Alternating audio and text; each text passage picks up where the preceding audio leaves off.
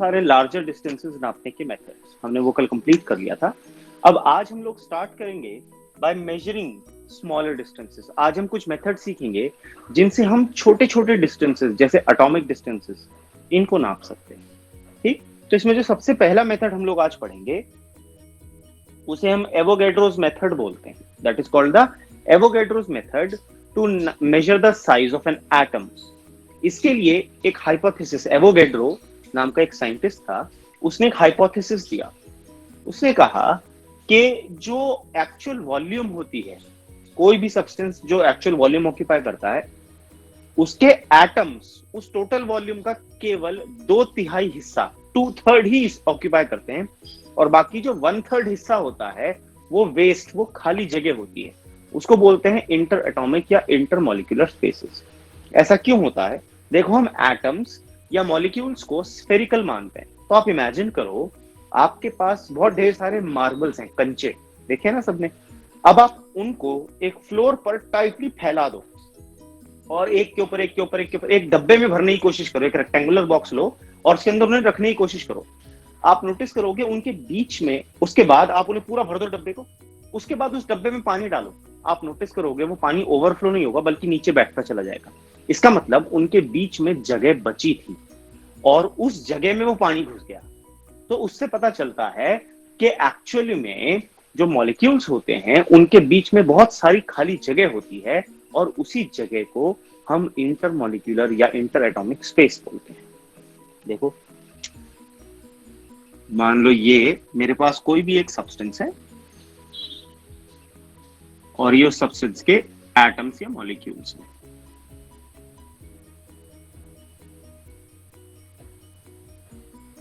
तो मैं उनको सबसे क्लोजली इस तरह से ही पैक कर सकता हूं।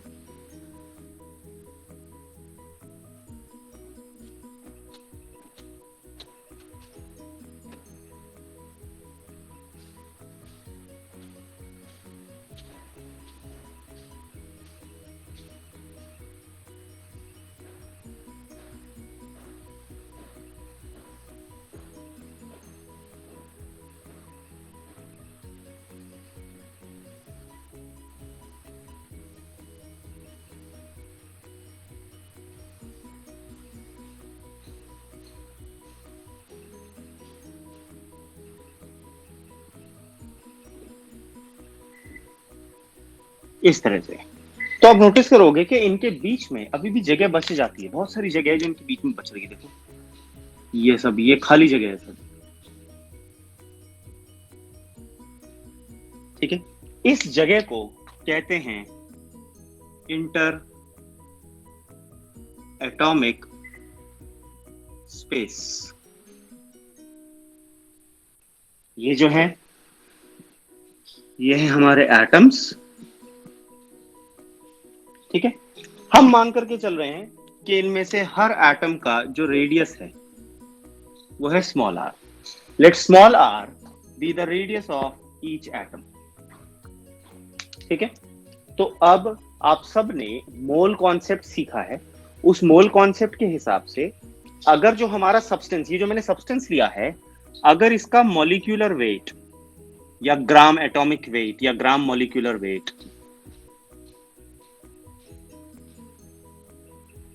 m इसका मॉलिक्यूलर मास है, तो इस m के अंदर कितने एटम्स होते हैं? हाँ जी, आकांक्षा बताएगी मुझको।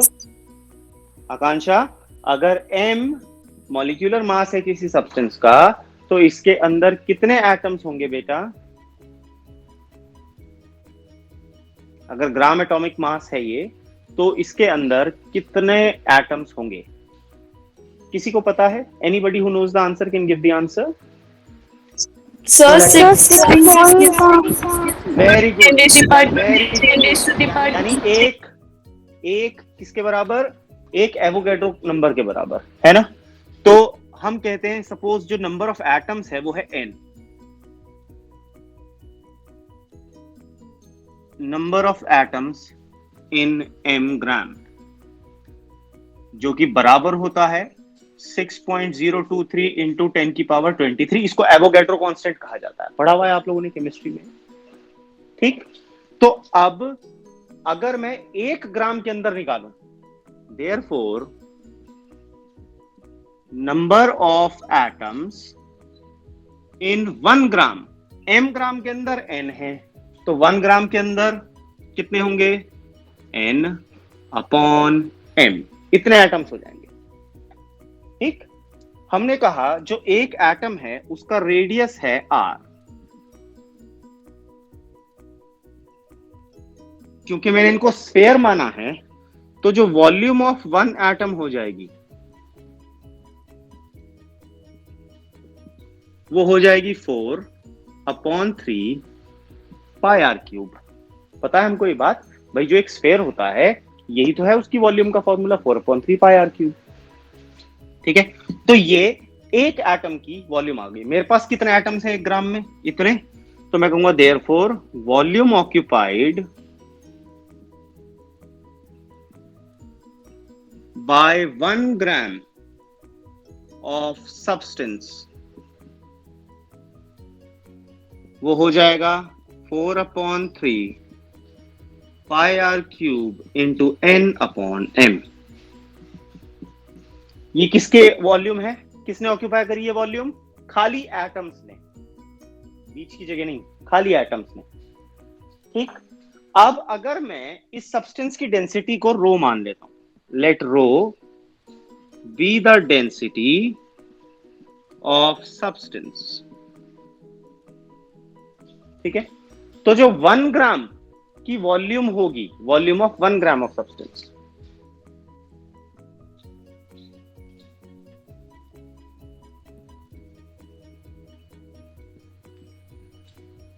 जिसको मैं v मान रहा हूं, वो 1/रो हो जाएगी।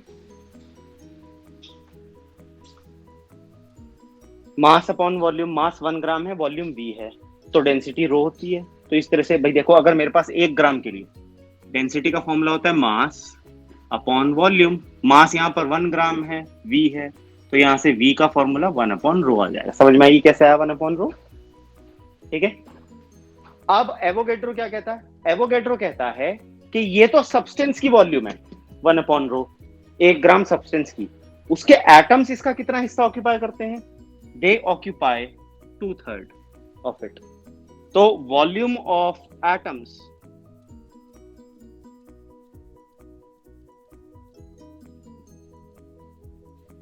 टू अपॉन 3 टाइम्स v, यानी 2/3 इंटू 1/रो। अब ध्यान से देखो, इक्वेशन 1 भी वॉल्यूम ऑफ 1 ग्राम एटम्स है और इक्वेशन 2 भी वॉल्यूम ऑफ 1 ग्राम एटम्स है, तो मैं दोनों को इक्वेट कर सकता हूं। तो मैं कह सकता हूं फ्रॉम 1 एंड 2, क्या कह सकता हूं भाई?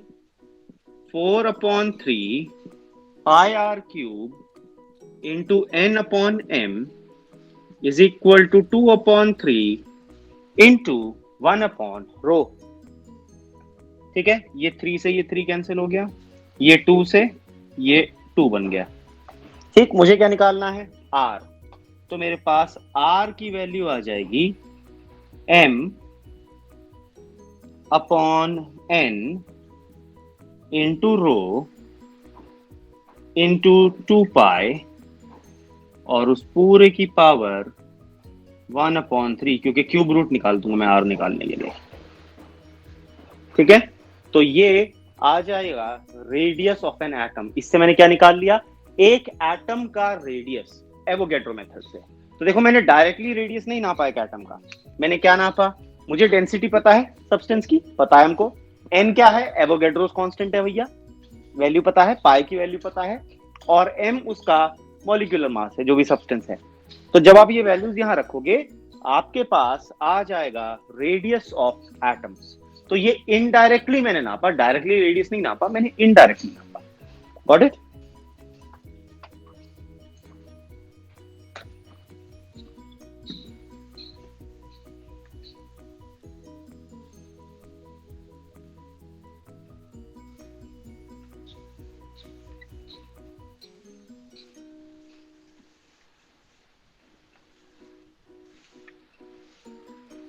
इसके बाद देखते हैं हमारा नेक्स्ट मेथड, ये है साइज ऑफ मॉलिक्यूल नापने का तरीका, और इसमें हम ओलिक एसिड के मॉलिक्यूल्स को नापेंगे, साइज नापेंगे। बहुत सिंपल सा मेथड है, बहुत इजी मेथड है। ठीक, क्या मेथड है देखो।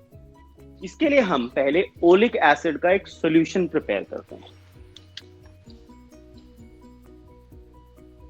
फर्स्ट वी प्रिपेयर 1/500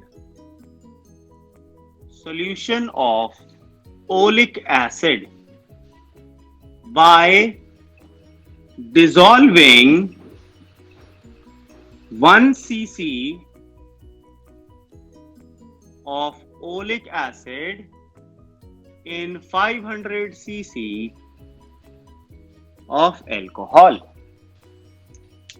सबसे पहले हम लोग क्या कर रहे हैं, हम ओलिक एसिड का 1/500 सॉल्यूशन प्रिपेयर कर रहे हैं। कैसे? ये 1/500 ratio of solute to solvent होती है, यानी सोल्यूट 1 पार्ट होगा तो सॉल्वेंट 500 पार्ट होगा, तब 1/500। तो मेरे पास यहां पर सोल्यूट है ओलिक एसिड, तो मैं ओलिक एसिड का 1 सीसी लेता हूं, 1 सेंटीमीटर क्यूब, सीसी का मतलब सेंटीमीटर क्यूब, वॉल्यूम की यूनिट है ये। और मैं 500 सीसी एल्कोहल लेता हूं, दोनों को मिला देता हूं, तो मेरे पास 1/500 solution of oleic acid prepare हो जाता है। ओलिक एसिड को मैंने यहां पर एल्कोहल में इसीलिए डिसॉल्व किया क्योंकि ये जो एल्कोहल होती है ये वॉलेटाइल होती है। वॉलेटाइल का मतलब कुछ समय के बाद ये इवेपोरेट हो जाएगी और ये चीज हम आगे इस्तेमाल करेंगे, ये प्रॉपर्टी उसकी, इसीलिए हमने इसको एल्कोहल में डिसॉल्व किया है। Is it clear? तो एल्कोहल में डिसॉल्व करने का रीजन ये था। क्लियर हो गया यहां तक?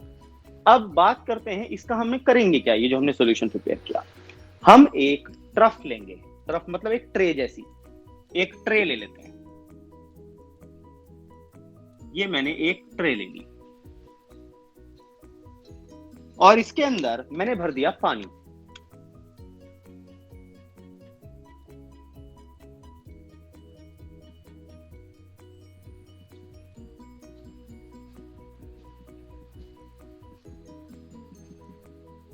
ठीक है, इसके अंदर मैंने भर दिया वाटर H2O। यह ट्रे या ट्रफ, ठीक है जी, मैंने इसके अंदर भर दिया पानी। अब मैं क्या करूंगा, मैं इस पानी के सरफेस पर लाइकोपोडियम का पाउडर स्प्रे करूंगा। इसके ऊपर लाइकोपोडियम पाउडर इसके ऊपर डाल दिया जाता है। स्पेलिंग लिख रहा हूं, लाइकोपोडियम पाउडर। ये पाउडर इस पर स्प्रे कर दिया जाता है यहां पर। अब आप कहेंगे सर ये क्या है, ये क्यों डाला जाता है? ये बेसिकली एक हाइड्रोफोबिक पाउडर है, यानी ये पानी के साथ अटैच नहीं होता। तो ये क्या करेगा, ये पानी के ऊपर एक फ्लोटिंग लेयर बना लेता है। ठीक है, अब मैं क्या करूंगा, अब मैं ओलिक एसिड का जो मैंने सॉल्यूशन प्रिपेयर किया था, इसकी कुछ बूंदें, n ड्रॉप्स, इस सरफेस के ऊपर ड्रॉप करूंगा। ठीक, तो हम क्या करेंगे, हम एक ड्रॉपर की मदद से, एक ड्रॉपर ले लेंगे हम यहां पर,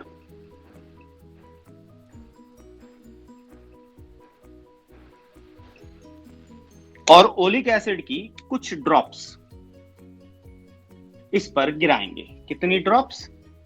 लेट अस से n ड्रॉप्स ऑफ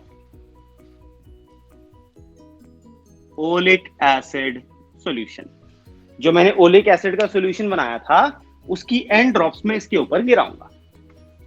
अब ये जब ड्रॉप्स गिरेंगी, मैंने ये इसीलिए यहां पर लाइकोपोडियम पाउडर इसलिए डाला क्योंकि ओलिक एसिड अदरवाइज पानी में डिसॉल्व हो जाएगा, तो हम उसका कुछ यूज नहीं कर पाएंगे, तो हमें उसकी लेयर बनानी। तो उसके लिए हमने बीच में लाइकोपोडियम पाउडर स्प्रे कर दिया, जो ओलिक एसिड को पानी के साथ जुड़ने, अटैच नहीं होने देगा क्योंकि वो हाइड्रोफोबिक है। ठीक, तो अब क्या होगा, जब यहां पर इसके ऊपर गिरेगी ये ओलिक एसिड की लेयर, तो वो फैल के सर्कुलर फिल्म्स की फॉर्म में बना लेगी। उसके बाद उस सर्कुलर फिल्म को हम ऐसे एक्सपैंड करते जाएंगे धीरे धीरे धीरे धीरे, ताकि वो ऑलमोस्ट एक मॉलिक्यूल की थिकनेस के बराबर हो जाए। तो वो हमें कुछ इस तरह से समझ में आएगा।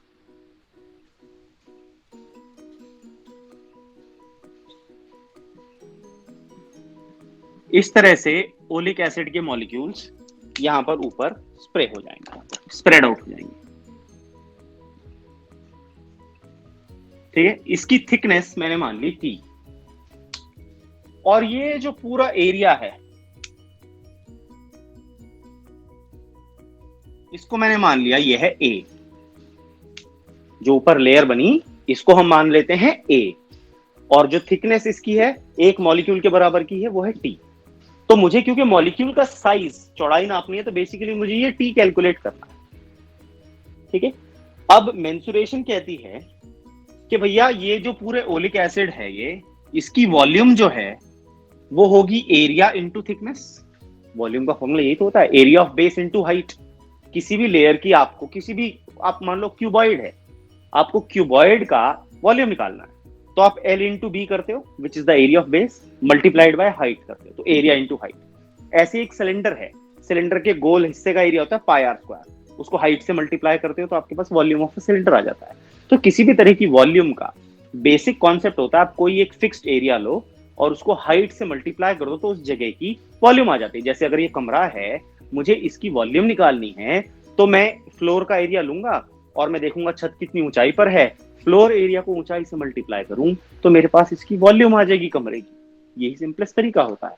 तो अगर मुझे ये जो ओलिक एसिड है इसकी वॉल्यूम निकालनी है तो ये थिकनेस इनटू एरिया होगा, यही आएगी भाई मेरे पास। वॉल्यूम का फॉर्मूला तो यही होगा, थिकनेस इनटू एरिया। ठीक है, तो volume of oleic acid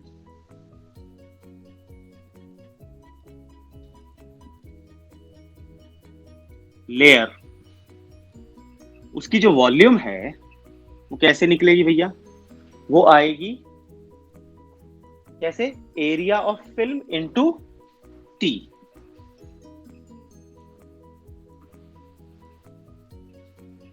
thickness t, तो मैं लिख सकता हूं therefore thickness t is equal to volume of oleic acid upon area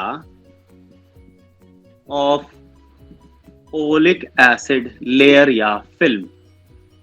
ये फॉर्मूला मुझे यूज करना है टी निकालने के लिए। अब बारी आती है वॉल्यूम की। ठीक, मैंने ओलिक एसिड कैसे बनाया था, ओलिक एसिड का सॉल्यूशन कैसे बनाया था, देखो ऊपर ही लिखा है। मैंने 1 सीसी ओलिक एसिड को 500 सीसी अल्कोहल में घोला था। अल्कोहल की खासियत क्या होती है, अल्कोहल वॉलेटाइल होती है, यानी जब मैंने इसके ऊपर एन ड्रॉप्स डाली तो उसमें अल्कोहल भी था, ओलिक एसिड भी था। लेकिन जब मैं इसको फैला रहा था, कुछ समय तक इसको फैलने दिया और स्टेबल होने दिया, उतनी देर में अल्कोहल के सारे मॉलिक्यूल्स हवा में उड़ जाएंगे क्योंकि वो वॉलेटाइल है। बचेगा क्या, केवल ओलिक एसिड, सिर्फ ओलिक एसिड।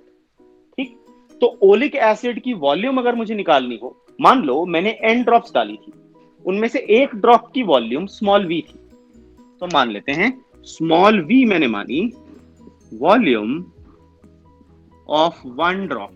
मैंने कितनी ड्रॉप डाली थी, एन ड्रॉप्स, तो volume of oleic acid solution in n drops is equal to n into v. एक ओलिक एसिड ड्रॉप के सॉल्यूशन की जो ड्रॉप थी उसकी वॉल्यूम थी वी, तो मैंने एन ड्रॉप्स डाली थी, उसकी हो जाएगी एन वी। ये किसकी थी वॉल्यूम, ओलिक एसिड सॉल्यूशन की, पूरे सॉल्यूशन की जिसमें अल्कोहल और ओलिक एसिड दोनों हैं। मुझे पूरा नहीं चाहिए, मुझे चाहिए क्योंकि अल्कोहल तो उड़ गया, तो बचा क्या, केवल ओलिक एसिड। तो इसमें ओलिक एसिड कितना होगा, उसके लिए हम इसका इस्तेमाल करेंगे 1/500 का। अगर 500 सीसी अल्कोहल थी तो 1 सीसी ओलिक एसिड था, तो जब 1 सीसी सॉल्यूशन होगा तो 1/500 होगा, तो जब एनवी सॉल्यूशन होगा तब कितना हो जाएगा, एनवी अपॉन 500। तो volume of oleic acid in n drops will be n v upon 500, क्योंकि ओलिक एसिड तो पूरे उसका केवल 1/500 हिस्सा था। ठीक, क्योंकि अल्कोहल तो उड़ गई। ये मेरे पास वॉल्यूम आ गई, वॉल्यूम की वैल्यू आ गई, एरिया कितना है, ए है, तो मैं लिख सकता हूं therefore T is equal to NV upon 500, divided by A, या मैं लिख सकता हूं T is equal to NV upon 500A। अब मुझे क्या पता है, मुझे N पता है, मैंने कितनी ड्रॉप्स डाली, यानी मैं ये वॉल्यूम नाप सकता हूं मैं कितनी ड्रॉप डाल रहा हूं ड्रॉपर से। ठीक, मुझे एरिया निकाला जा सकता है, ये कितना एरिया है। जब ये वैल्यू डालोगे तो आपके पास आ जाएगा साइज या थिकनेस ऑफ द लेयर, जो कि एक ओलिक एसिड मॉलिक्यूल के साइज के बराबर है। तो इस तरीके से हम size of molecule of oleic acid calculate कर लेते हैं। ठीक है, तो मैंने यहां पर डायरेक्टली ओलिक एसिड का साइज नहीं नापा, मैंने क्या किया, मैंने इनडायरेक्ट मेथड इस्तेमाल किया, अलग अलग कुछ और चीजें नापी और उनकी वैल्यूज डाल करके ओलिक एसिड का साइज निकाला। इसीलिए ये एक इनडायरेक्ट मेथड है, डायरेक्ट नहीं, इनडायरेक्ट मेथड है। ऑलराइट, अब हमारा लास्ट मेथड है मेथड ऑफ मेजरमेंट कंप्लीट करने के लिए, वो है साइज ऑफ न्यूक्लियस। ये रदरफोर्ड का एक बहुत फेमस एक्सपेरिमेंट था।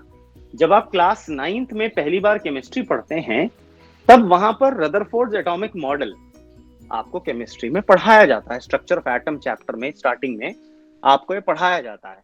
इवन केमिस्ट्री में भी आप चैप्टर पढ़ेंगे इस साल भी, स्ट्रक्चर ऑफ एटम, उसमें भी आप ये कॉन्सेप्ट पढ़ेंगे।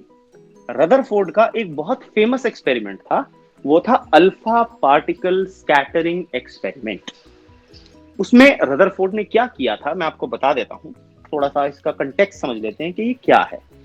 रदरफोर्ड ने बेसिकली गोल्ड की एक पतली सी फॉइल ली थी,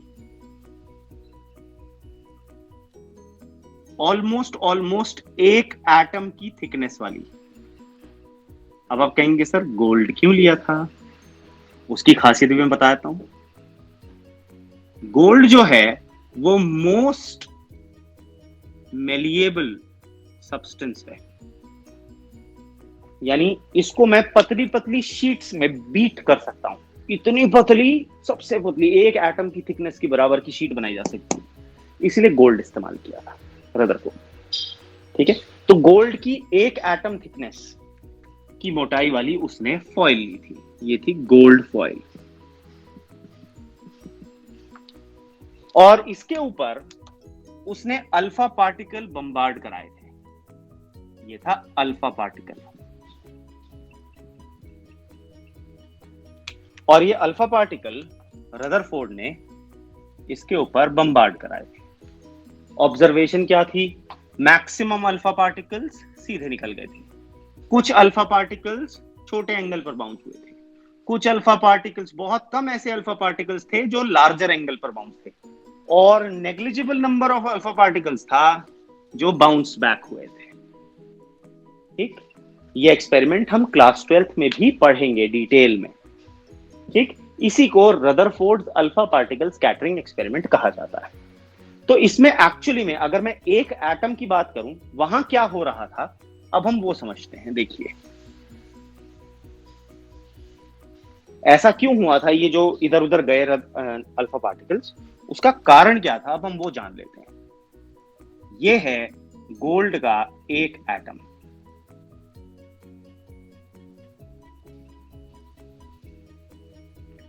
ठीक है, इसमें ये है छोटा सा न्यूक्लियस, ये है न्यूक्लियस, ये इलेक्ट्रॉन रिवॉल्व कर रहा है यहां पर ऐसे चारों तरफ, और मैं अब यहां पर ले रहा हूं अल्फा पार्टिकल्स।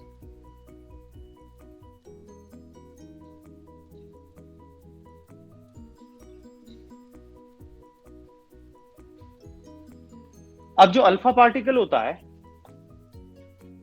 उस पे भी पॉजिटिव चार्ज होता है, और न्यूक्लियस पे कौन सा चार्ज होता है, पॉजिटिव। और हमें ये बात पता है, लाइक चार्जेस रिपेल, एक जैसे जो चार्जेस होते हैं वो क्या करते हैं, दे रिपेल ईच अदर। यही वो कारण है जिसकी वजह से ये जो अल्फा पार्टिकल है ये कुछ घूमे, अपनी जगहों से हिले। ठीक, तो क्या होता था, ये अल्फा पार्टिकल चला, ये बिल्कुल आमने सामने की टक्कर वाला, देखो ऐसे गया, इसकी स्पीड कम होती गई होती गई होती गई, अल्टीमेटली इतनी पास आ गया ये कि इसकी स्पीड 0 हो गई, क्योंकि फोर्स लग रही थी रोकने वाली। अब आप ही हो, आप साइकिल चला रहे हो तेज तेज तेज तेज, सामने से आपका दोस्त आके ऐसे खड़ा हो जाता है पीछे, आप उसे धकेलते जाते, लेकिन उससे क्या होती है, आपकी स्पीड कम हो जाती है, क्योंकि फोर्स वो ऑपोजिट डायरेक्शन में लगा रहा होता है।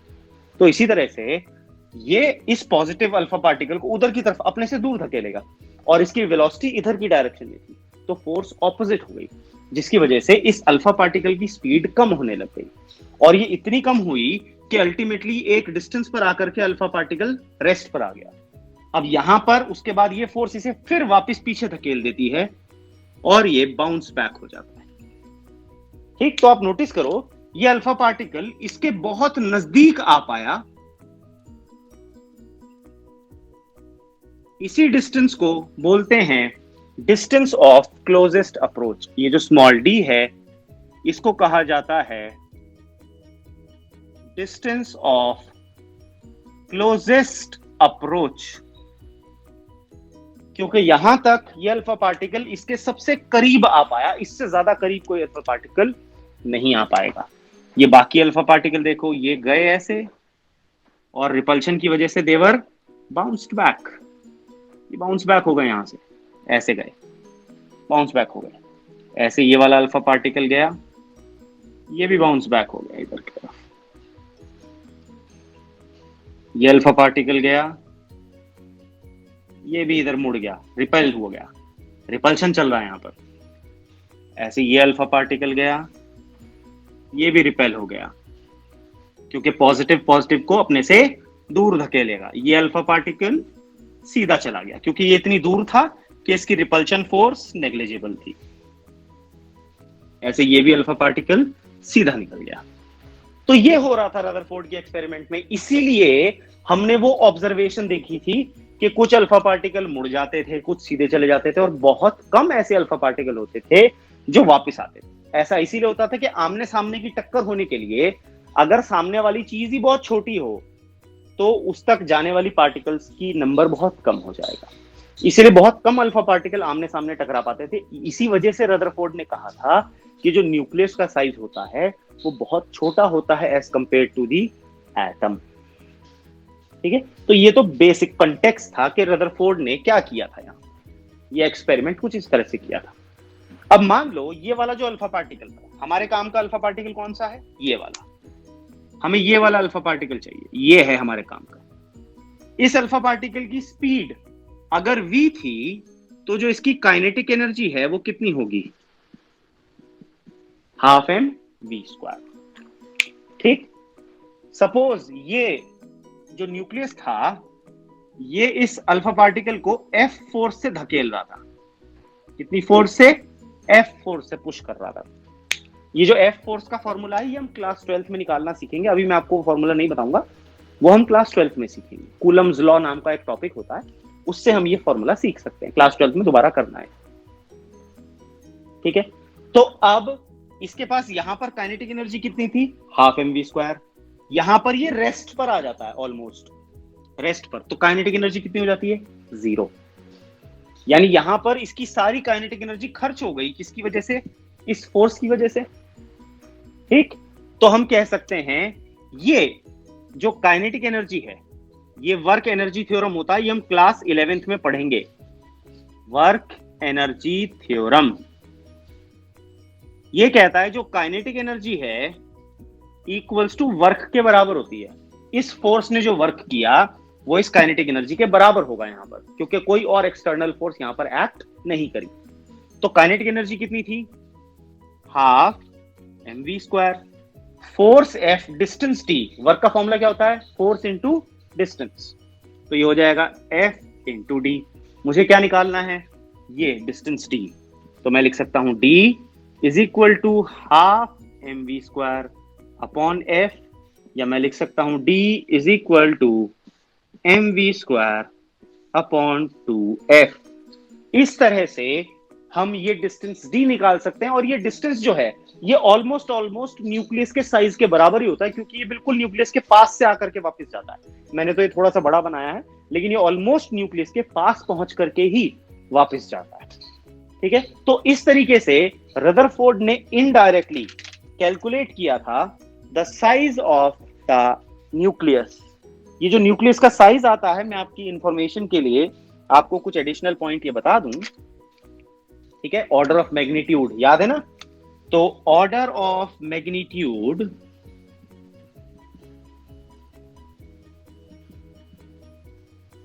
ऑफ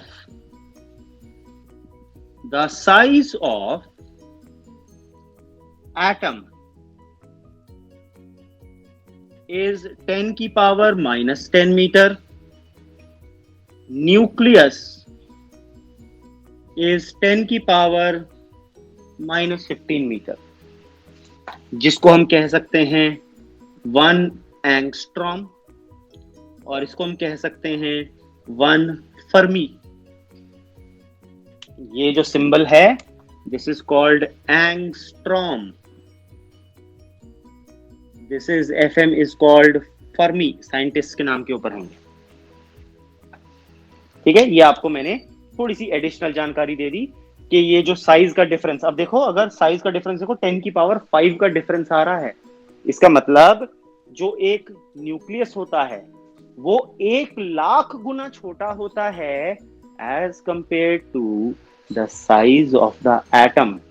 पता है कितना डिफरेंस हो जाता है? लगभग ये एक टेनिस बॉल देखिए, टेबल टेनिस वाली छोटी वाली येलो वाली बॉल, वो छोटी वाली, वो और एक फुटबॉल की पूरी फील्ड, क्रिकेट की पूरी फील्ड, उतना डिफरेंस होता है एटम और न्यूक्लियस के साइज में।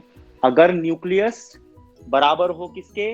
एक टेबल टेनिस की बॉल के, तब आपका एटम आपकी क्रिकेट की पूरी फील्ड के बराबर, क्रिकेट स्टेडियम के बराबर होगा। इतना डिफरेंस होता है दोनों के साइजेस में। तो जो न्यूक्लियस है वो इतना ज्यादा छोटा होता है as compare to that of an atom, ठीक है। ये उनका ऑर्डर ऑफ मैग्नीट्यूड है।